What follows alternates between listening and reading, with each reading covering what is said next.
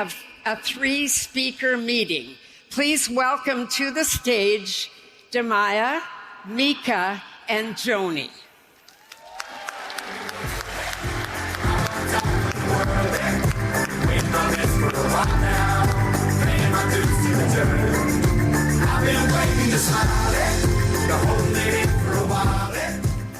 And to start us off, Demia, please, from New York.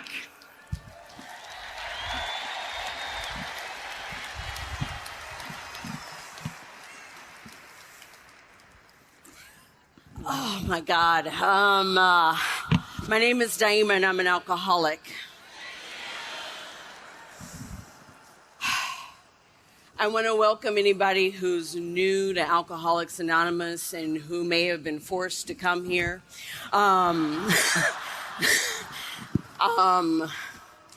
If you are uncomfortable in your seat, if you want to get up and leave, I'm going to ask you to stay.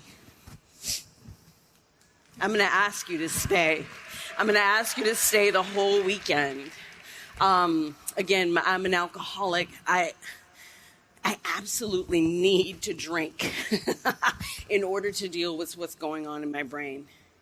I don't know if you have an alcoholic brain like mine, you wake up in the morning and it's already over. Right? And so the only thing that will solve that is a good tall glass of Jack Daniels, right? With a couple of ice cubes. You know what I mean? So if you're new and that was your week last week, I'll ask you to stay. This is my 5th international conference.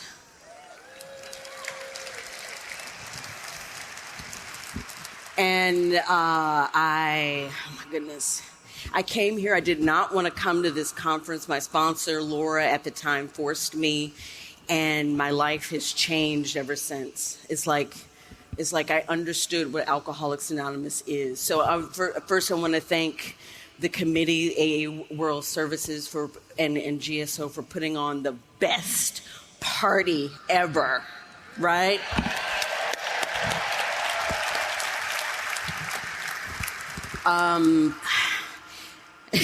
So I'm so honored to be able to talk to you for a few minutes, and well, now like 16 minutes. And so when I got the email, I was like humbled and started crying, and I was like, oh my God, what am I going to say? And then, I was really grateful, really spiritual. And then I got another email that said I was going to go first. And I texted a friend, and I was like, what? What do you mean? What do you mean? And then I had to make amends. So I'm going to start. See, I'm all nervous. My sobriety date is May 8th, 1994.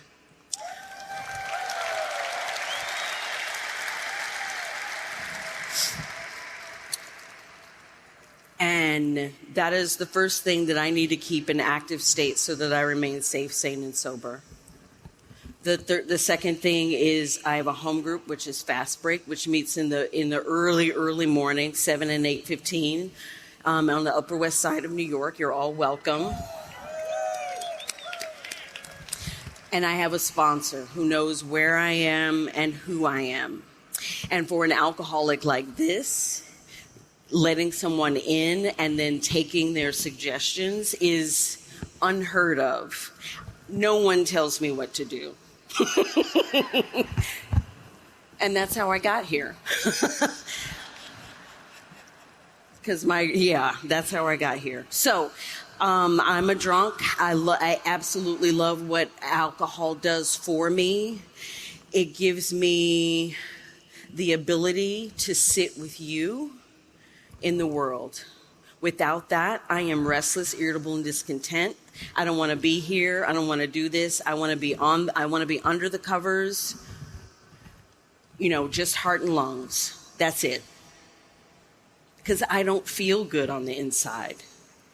You know, I grew up in a very religious home, but also an alcoholic home. So it had the trappings of drama and chaos and all the things. And so I got some social programming from all that drama and chaos, and it just didn't work, you know.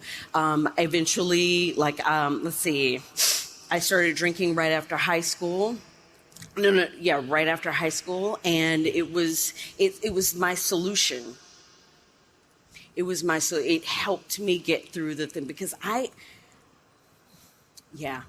don't necessarily like being here, not unless I have some help, and alcohol was that help. I'm going to fast forward and say that I got 12-stepped at a restaurant that I was working at by a woman named Dusty. This was in Houston, Texas, and my Houston people, hi. Dusty was a dancer. And if you're, I'm going to try to speak in a general way, but there were some gentlemen clubs like down the street, and Dusty worked there. But she was trying to get her life together, so she came to work there, and I was like fascinated. And they invited me to a pool party, and little did I know what that was. I thought I was just going to drink and get high or all the things. And at 2:00 in the morning, they formed a semicircle around me and started telling me stuff like, "We love you till you love yourself. Come with us to a meeting. You don't have to drink like that." And I thought, what? I'm sorry, what? It was a little rude. I mean, killing my buzz, you know.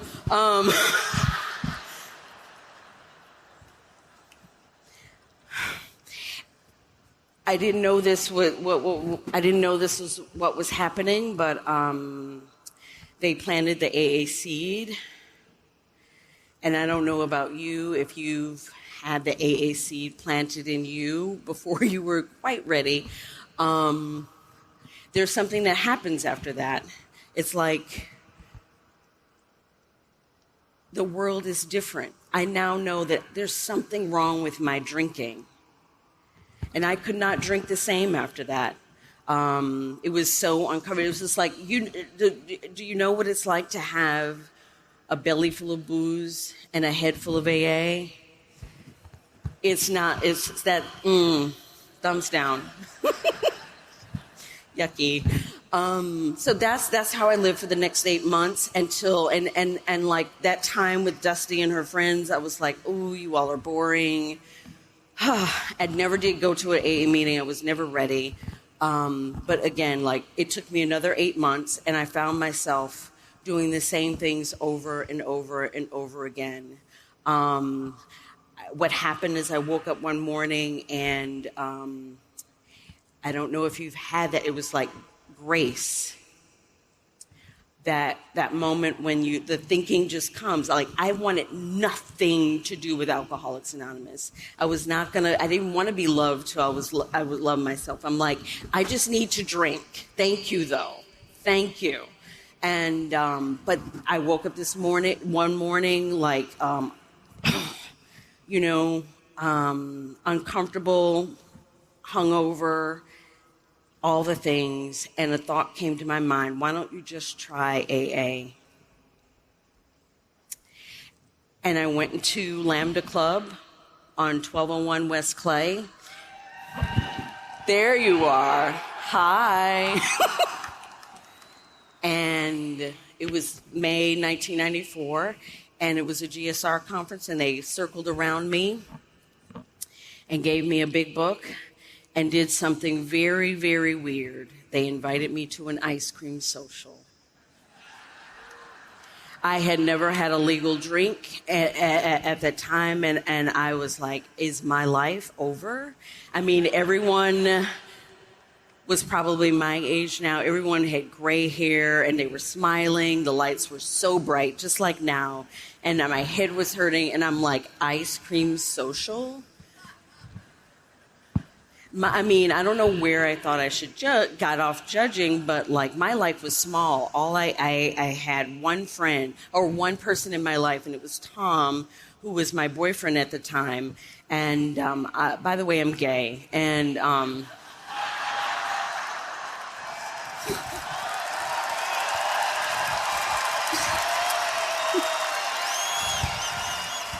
you know, when you're an alcoholic, it doesn't matter. It's like, where are you going to get the booze? It's like functional. Like, that's what Tom, I mean, I made amends to Tom, by the way. Okay.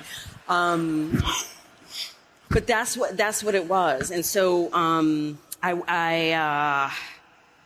that's how small my life was. I was chasing after Michelle, who didn't want my call, and Tom. And so I come in and I'm like, ice cream social, what are you talking about? Like, no thanks, that's okay. But I went, and I went the next day. And I wish I could tell you I jumped right into AA with both feet. No. I was Mocus. I was all the things, and it took me a long time. I'm gonna fast forward. Alcoholics Anonymous has surrounded me. Oh, I want to say that there was a ton of people at Lambda that wanted to give me the big book of Alcoholics Anonymous, and I could list a ton of names of people that surrounded me and tried, but I was very thick-headed, and I still am. It's taken a lot. It took me a while to get to the steps of Alcoholics Anonymous. That wasn't until I moved to Chicago. And so big shout out to Chicago AA. Chicago really changed me. And then, you know, my life got really, really big. I want to say that I am so grateful to be here getting to talk at the conference, which is, the theme is language of the heart. And I wanted to get to these two things. A heart deals with love, right? And courage. And it takes a lot of love and a lot of courage to stay in Alcoholics Anonymous one day at a time with a brain like mine. It really, really, really does. And I'm going to tell you how I was able to find a level of love or access to love is through the steps of Alcoholics Anonymous. That's the thing. Sponsorship, steps, service are the things that have kept me here one day at a time. There's so many stories that I can say. I want to thank Gail mentioned some of the people that come before, and I wanted to mention in honor of courage, I want to talk about an ancestor, a person that's come before, and this is the kind of courage that I come from, not directly, but in one of our new pamphlets, Black in AA. It mentions Ruth H., a 23-year-old nurse, got sober in Cleveland, Ohio, mid-1945, before there was any interracial or colored groups in that city. It is reported that after she got sober, she devoted over 6 months of intense effort in overcoming prejudice and suspicion of motive. May 31st, 1946, Ruth H. and her 3 sponsees held the first official meeting for the blacks in AAs in Cleveland. On June 10th, 1946, the GO cell received news from Ruth and the Outhwaite group in Cleveland, Ohio, which had 8 members. Ruth submitted a number of informative articles in the Cleveland's Call and Post. And so I'm highlighting this amount of courage.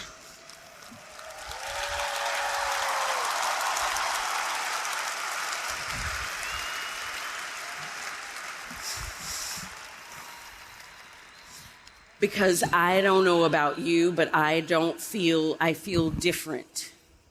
I grew up feeling different. I grew up Muslim in a very religious, alcoholic Muslim family, and I came out as gay.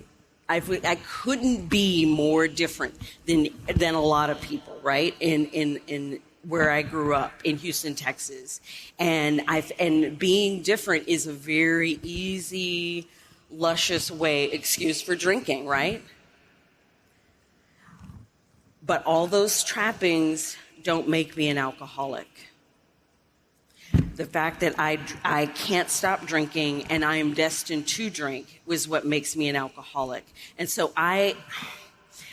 the steps of Alcoholics Anonymous and sponsorship and service and getting to having strong home groups. I want to give, when I moved to New York, I've had nothing but strong home groups all throughout my sobriety and strong sponsorship. And so that's what gives me the courage to walk in places where I feel so different.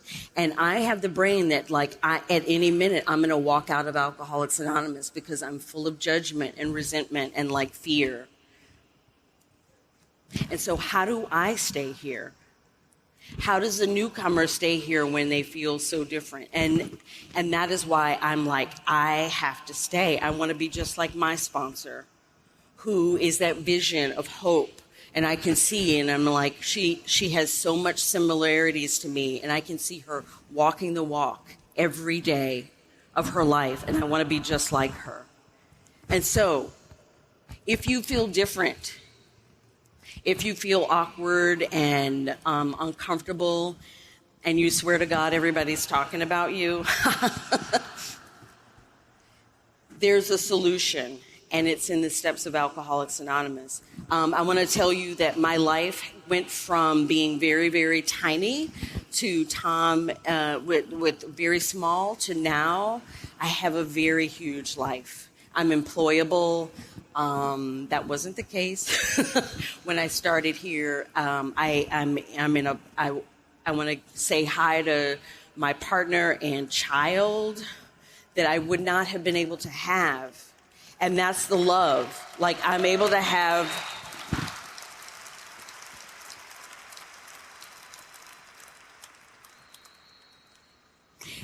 And let me tell you something. I don't know about you, but when you get into a relationship, all the character defects come out, right? Each and every single one. And guess what? I have a solution today of how to be in a relationship with grace and dignity. And that comes from the design for living that I have here today. So, you know what? Yes, I have a relationship with my parents, and that's the love. I get to practice love because of this work. I'm going to read one last thing before I get off the stage, and I can't wait to hear from all the others. Thank you all for sitting here. I know you must be so tired, but this is so beautiful to see all of your faces.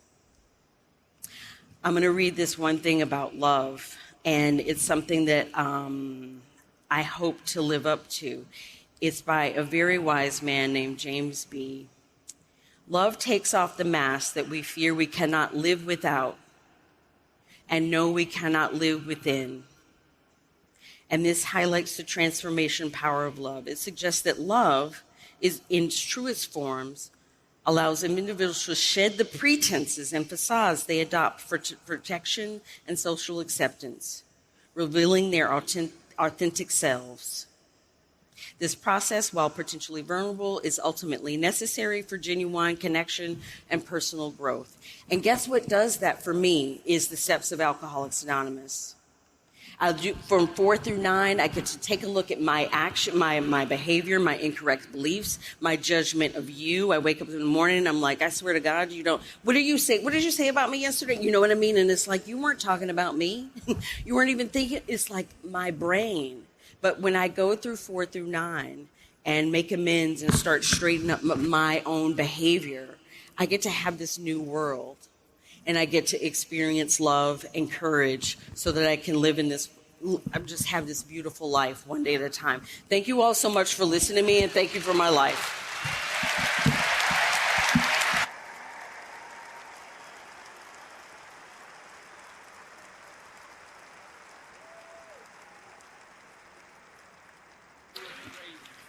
And our next speaker is Mika L. from Helsinki, Finland.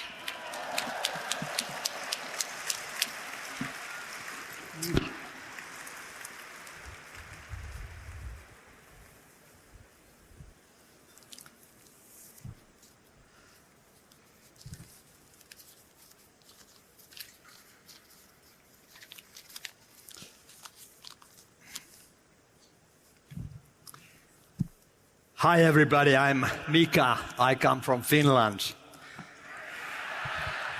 I'm an alcoholic.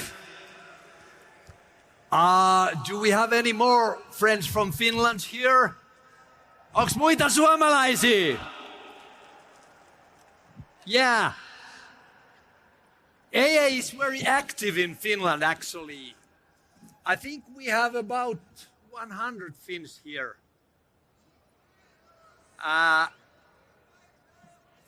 Something wrong with the technique? You can't hear me. Okay. Why does this happen to me? Yeah. Well, this is my first big AA convent. I'm so proud and glad to be here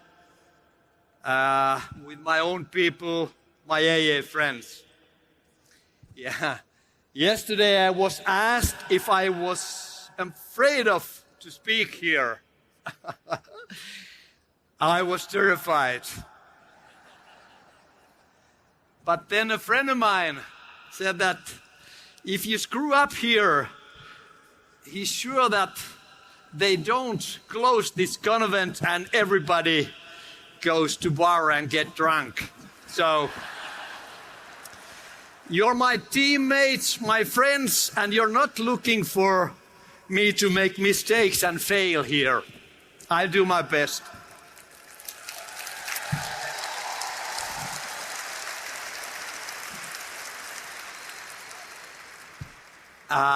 Like I said, AA is very active in Finland. We have had AA 77 years. We started at 1948. My home group, Röperi, is in the middle of Helsinki. It's over 50 years old group, very traditional. Some might say it's a bit old-fashioned. I think it's a group, if Bill W. and Dr. Bob would show up and could speak Finnish, they would recognize it as a traditional AA group. So I asked, what should I speak here? How would I speak here? And I was told that speak what's in your mind, your own words. So I will say in my own language this serenity prayer in Finnish. Jumala, suo minulle tyyneyttä, hyväksyä asiat, joita en voi muuttaa, rohkeutta muuttaa, mitkä voin, ja viisautta erottaa nämä toisistaan. Yeah.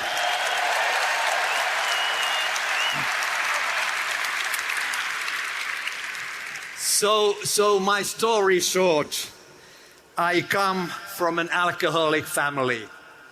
Both of my parents drank. I was lost in my life very young. I lost my secure in life.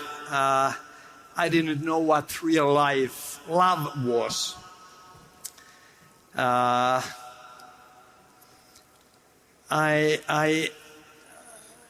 I didn't know how to be with other people, how they wanted me to act, how they wanted me to, what to do, what to say. I was always thinking about how should I behave on this and this thing, and I became sort of a people pleaser. I wasn't at home in any occasions, actually, the way I was. I didn't even know how I was, who I was. Even though my parents found AA when I was 11, I still was very confused young kid.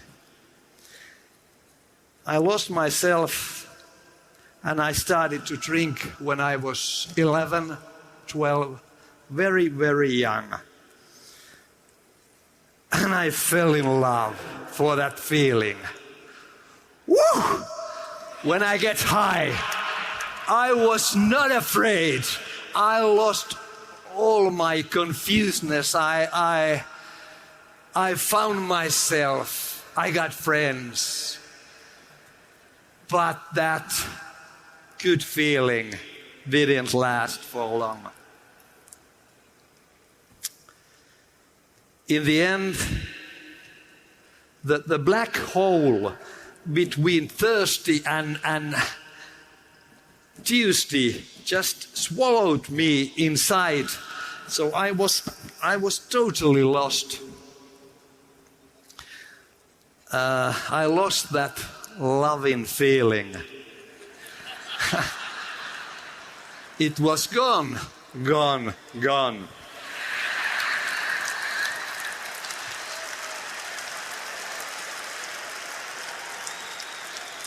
My best friend betrayed me. I was an active guy. I was good at school. I studied. I got a degree. I worked. I had a good job as a bank manager. Beautiful wife, lovely wife, and a second beautiful, lovely wife, which I both lose. Big house, car, career, boat, etc. But I just wanted to drink.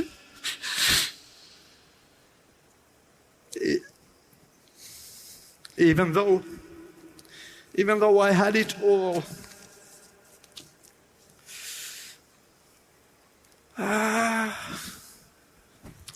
And I lost that all. Yeah, I lost my job as a bank manager. Lost my driving license, I don't know, 2, 3 times, maybe 4. I lost 2 lovely, dear and beautiful wives.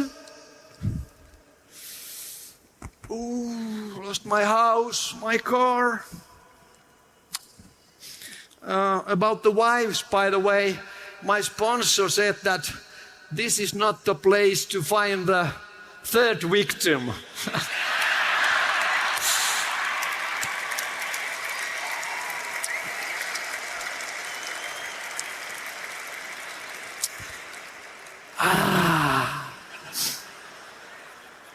But most of all, I lost my self-dignity, my self-control, and self-respect. I couldn't watch in the mirror when I was shaving. Somehow, inside my soul and my heart, I know I was lost in life. But still I kept on drinking, of course. So few keywords of my life. I wanted to live free. Freedom. I loved the older guys who sat around the open fire, drinking wine and beer, telling their stories, jokes. I found that they were free guys. They didn't mind about family, works. I admired them. They lived free life. I wanted happiness and peace in my life, but couldn't find it. So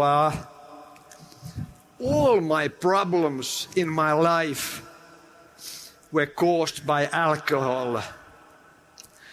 Like all the things, I was ashamed in myself and in my life. And how did I try to solve all these problems? By drinking the bloody alcohol. And it didn't help. So 1 month after I lost my job, I came to AA. And that was 22 years and 3 months, 3 years ago.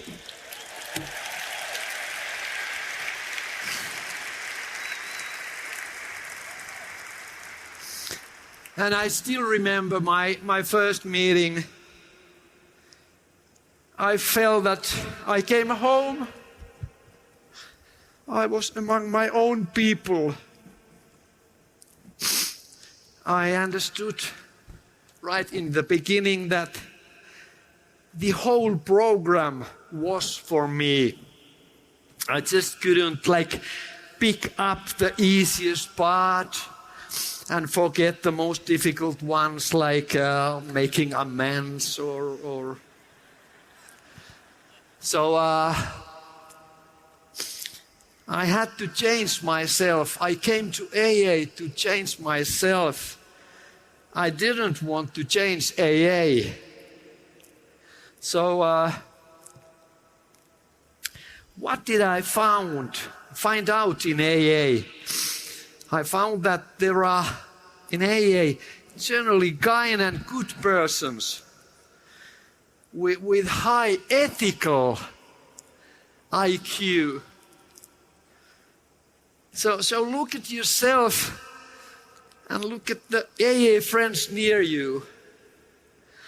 You see smile and kindness here wherever you walk on this big meeting. I believe that good generates good. When I strive to act well towards others and also towards myself, I believe that good things will happen both to me and to others. I just love the good conversation between broken and unfinished people like me. Shared moments where no one wants to be right, but instead to be genuine and honest. Walk aside.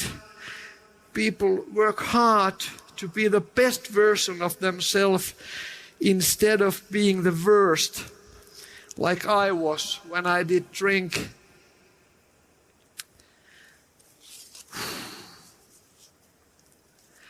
So I wanted so bad to have the big spiritual awakening, but I didn't. The bushes didn't burn, or the clouds didn't open up for me.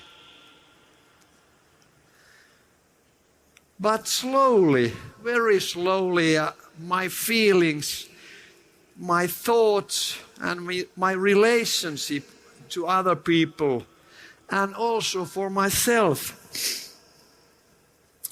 they changed. And I see now that was my spiritual awakening. That was enough for me. Walking alongside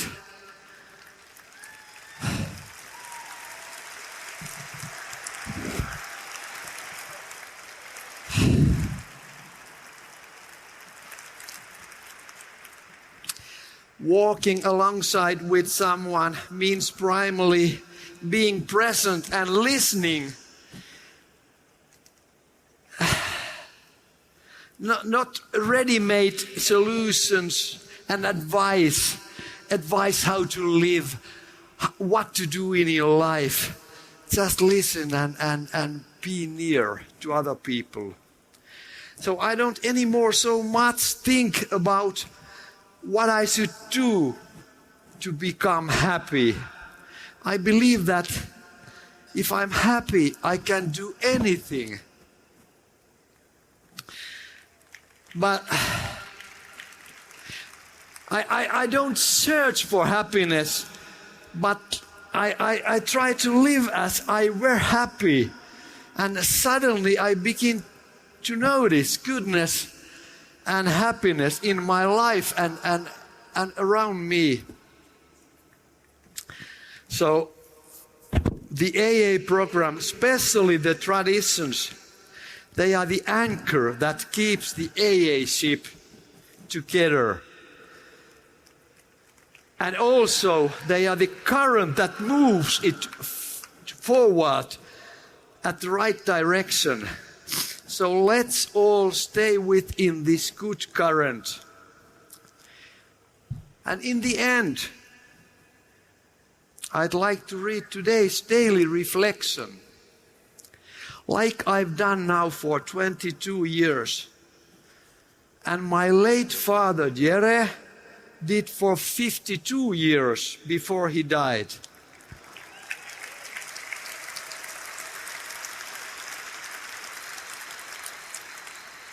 And I'm proud to say that I've done it now with my little sister Mia, who's been sober now for 11 years.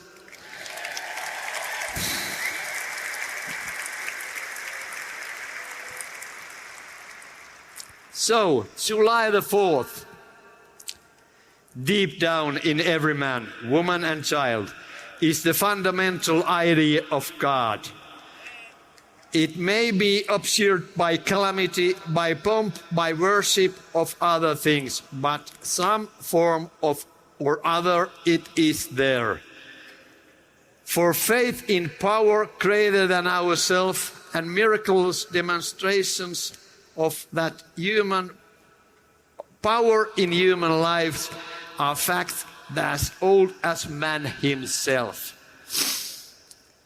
That was from our big book, page 55. And now some experience of that part. I have seen the workings of unseen God in AA rooms around the country. Miracles of recovery are everywhere in evidence. I now believe that God is in these rooms and in my heart. Today, faith is a natural to me, a former agnostic, as breathing, eating, and sleeping. The 12 steps have helped to change my life in many ways, but none is more effective than acquisition of the higher power. Thank you.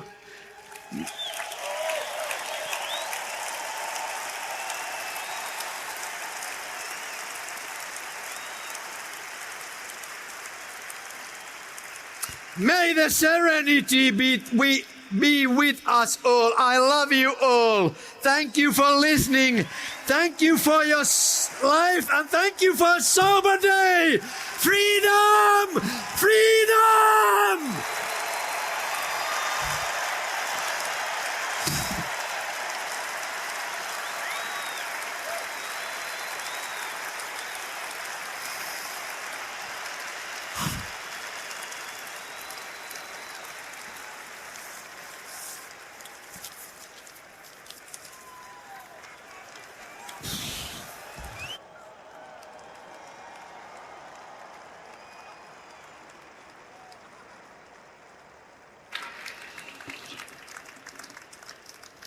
And now, please welcome our final speaker from right here in British Columbia, Joanie R.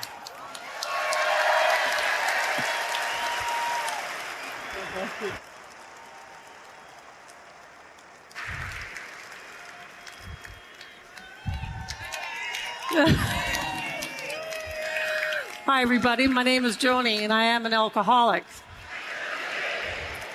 It's a privilege to be with you guys today. I'm so deeply honored to be with you. Tansi, that's my language, Cree. It means hello.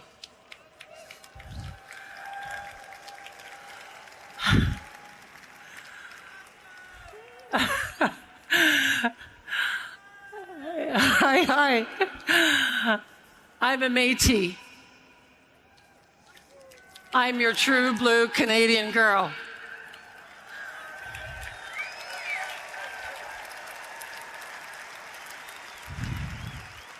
I was born in Edmonton, Alberta. I was raised in Foss, Alberta. Hello, Alberta.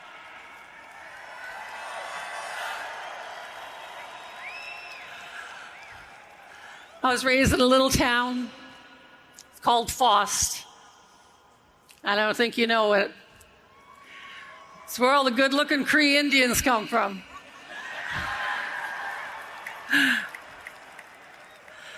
My father was a fisherman, and we moved from Foss, Alberta to Northwest Territories. Do we have any Northwest Territories people here? Yeah. My father fished up in Northwest Territories. And from there, we moved to Prince Rupert, northern British Columbia. Yeah.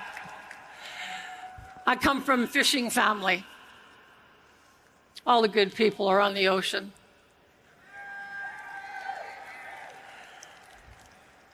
I come from storytellers. In our culture, we didn't speak English, or did we learn to write English. So our heritage was passed down by storytelling. I was raised with beautiful, beautiful storytellers. And I'm so deeply honored to be able to tell you my story.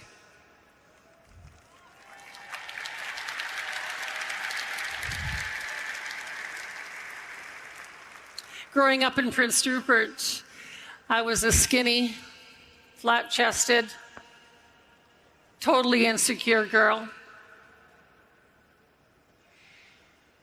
When I was 14 years old, someone said to me at a dance, "Joanie, do you want to try a little sip of this whiskey?" And so I did. And that first drink was the beginning of me wanting to be invisible. See, alcohol to me it took me out of myself. I was so terribly insecure, fearful, and afraid, and vulnerable. So when I drank at 14 years old, I felt older. I felt like I could talk to you. Even though the one thing that alcohol did was I felt invisible. You see, I didn't really want to be in my skin. I didn't want to be anywhere, really. So when I took that first drink, it led to another drink, and another drink, and another drink. I thought I could live this way. It was, so you're so young, and I thought it was just like one heck of a way to live. And I collected all kinds of friends that were doing the same thing. And it just made sense, right? And I've always loved the drums. When a kind of rock band or anything, I always liked the drums. And I always admired people that could play the drums. And I had my eye on this drummer in a band. And I thought he liked me. And I was 16 years old.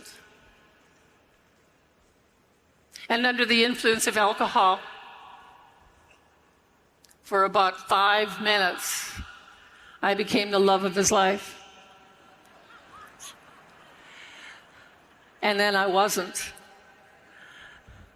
So I was able to have someone in my life for a fleeting moment under the influence of alcohol at 16 years old. I became pregnant, and I was asked to leave home. And so I did. And they put me on a train at 16 years old, and I came to Vancouver. But before I got on the train, I made sure I went to the Catholic Church, and I spit on its door. And I said to God, "You don't want me? I will never, ever need you. And I felt alone and rejected, crippled in fear. I was just a kid. And I got on that train and I came to Vancouver. I had my son at 17. And I was asked to give him up for adoption. You see, what kind of a life could I give my son at 17? And I was too old, too young to keep him. So I did. I surrendered him up for adoption. And what do you do with all that sadness and all that insecurity and all that fear? Is I shoved it down. I shoved it down, and I shoved it down, and I shoved it down. And I drank, and I drank, and I drank. You see, I wanted to be invisible again. I didn't want to be in my skin. I didn't want to feel the way I felt. And I found my solution in alcohol. And I was 17 years old. I stayed in Vancouver. I got a job. I got a career. I became a stylist in Vancouver. And I just built everything on my ego and in that career. And I found the best platform for alcoholics like me. Because we love to drink and we love to party. And it just went on and on and on. And I loved it because, you see, I didn't have to identify with how I was feeling. And then I stopped feeling. And then I stopped feeling. And there was a point in my life, God interrupted my alcoholism on October 15th in 1989. And I unplugged my blow dryer and I decided, I'm just going to die. Because when you have all that sadness and all that fear and you're so alone and you just don't want to breathe anymore, I just want it out. So I went home to die. I was trying to figure out how I can get out of this deal. And something happened that night on October 15th in 1989. I reached out to a higher power. I wept and cried, and I made that 500-pound phone call, and I reached out for help.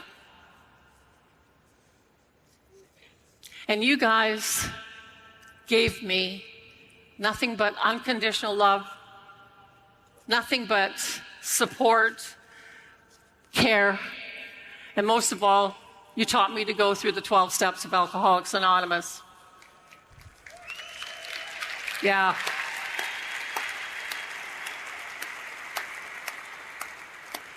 And you know, when I was about 2 weeks sober, I said to my then sponsor, I'm ready for a relationship. Because isn't that what we do? We get attached. And you know, in my old drinking days, I used to go into the bars and look for Elvis. So I thought, I might do that in AA. There's got to be a couple good-looking guys that look like Elvis. And my sponsor said to me, no freaking way are you getting in a relationship. You're so sick, you're going to stay clean for a good 5 years. I thought I was going to die. Yeah. But I stayed the course. I did what you told me. I got into working with others. I stayed committed to the rooms of Alcoholics Anonymous. And when you guys got me in October 15th, 1989, I had the 80s hair. The over-processed, permed hair. And I had Tammy Faye makeup because I hadn't bathed or washed. My eyes were black. And I was so tired of trying to survive in the life of an alcoholic. All I wanted to do was sleep when I got here. I only owned one pair of pants. It was a one-piece, and I hate pink, but it was pink. And it stretched. So I was able to go in and out of this pantsuit. Yeah, I wasn't a very good-looking hairstylist at the time. And by the time I got into the rooms of Alcoholics Anonymous, all my clients said, "We don't want you anymore." You see, I thought I landed this platform of big ego, and no, they didn't want me anymore. I couldn't believe it. You didn't want me? Really? You don't want me? They did not want me. They said, "Don't call us anymore, Joanie."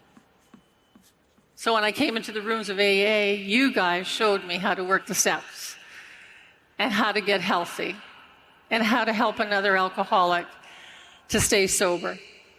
You see, that's what Alcoholics Anonymous has gifted me with love. So much love. By the time I was somewhere in about 9 years, I felt like I was ready for a relationship. And a client introduced me to a man from Scotland. Thank you, Scotland. Thank you, Scotland. And I met my husband. And he loved what Alcoholics Anonymous has done for me. See, he didn't have to fix me up. You guys cleaned me up. And all those prayers that I asked God, help, help, help. And all those prayers that weren't coming true. You see, I wasn't rejected by God. I was protected by God.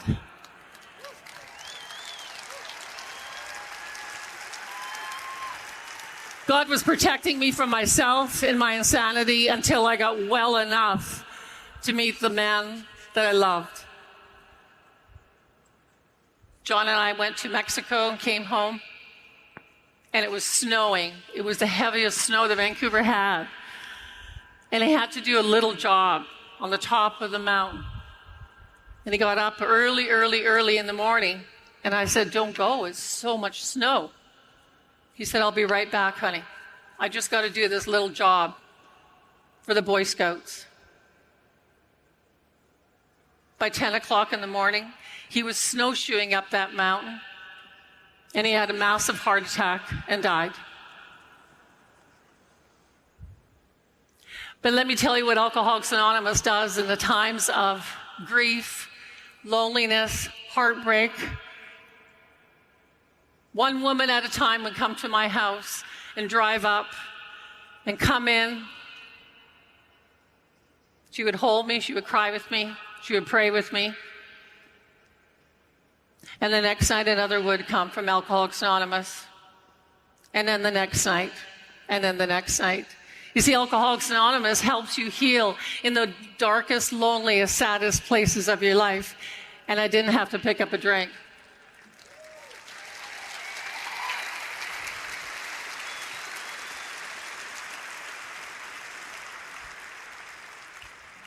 I opened my house to the women of Alcoholics Anonymous for a number of years, and it kept me sober after John died.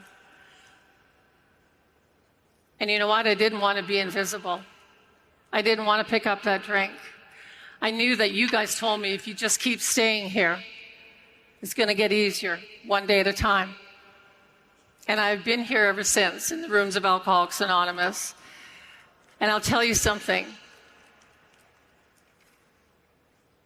God met me at every intersection of my life. When I look back on the story of my life from the very, very beginning, from the days in Northwest Territories in Northern BC, the times when I thought when I spit on the church's door and I said, "I will never need you ever again," I needed him more than ever. You see, when I started working the steps and I started finding out that all the layers that I peeled back of my life and my heart and my story, that God has always been there. He loved me. I just didn't invite him in. And when I finally made that decision to follow my higher power and the rooms of Alcoholics Anonymous, I would be free. So you guys have showed me this way of meeting God at every intersection of my life. And he has met me at every intersection of my life. I have to tell you guys, do you remember how much I loved the drummers? I got to meet my son.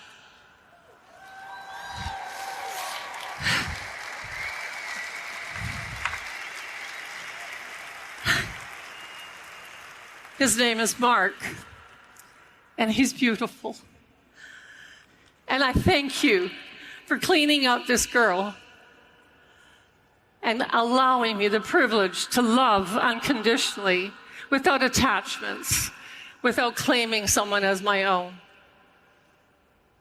My son is Mark, and he plays the drums.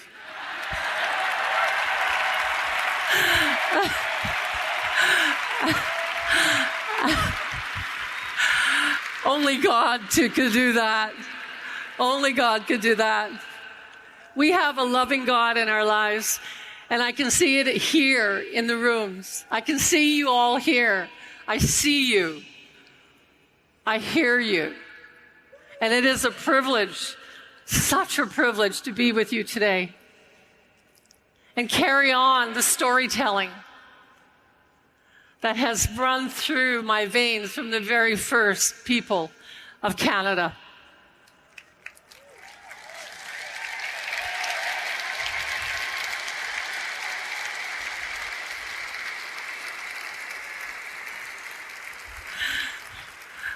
I've also been very, very blessed with a really incredible, powerful AA sponsor who, I'm telling you, has walked me through some dark stuff. You know, I might be sober from 1989, but life happens. Life happens. And I know without a doubt from every time I worked through the steps and every time something happened, I went through the steps and I figured out what was going on with me and do I need to make an amends? And I have to tell you, making amends. I made my amends to my mother. You see, I blamed her for my pain and having to leave home. And we were raised Catholic, and she said, "Is this kind of like you're making a confession?" I said, "Yeah, kind of." But that transformed our relationship in my sobriety. And I'm so honored to have been raised in my family today.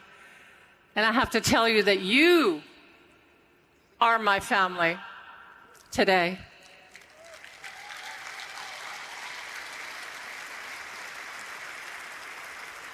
And for 35 years, the God of my understanding has been writing in the tablet of my heart the stories of all the people that have gone before me to tell me how much He loves me.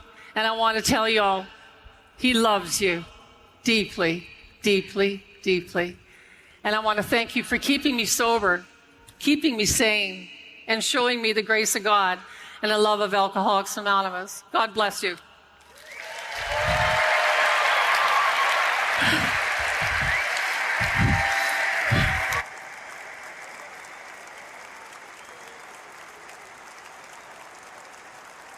Thank you, Daima.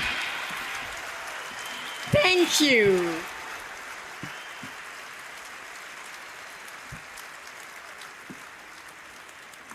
For those who care to, please stand and say the Serenity Prayer with us.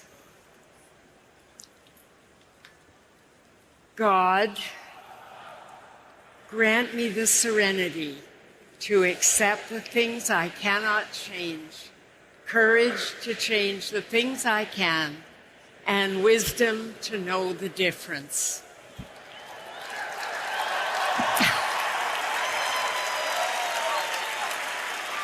This concludes our meeting tonight. Please enjoy your weekend here in Vancouver, and honestly, we look forward to seeing you again tomorrow. Thank you.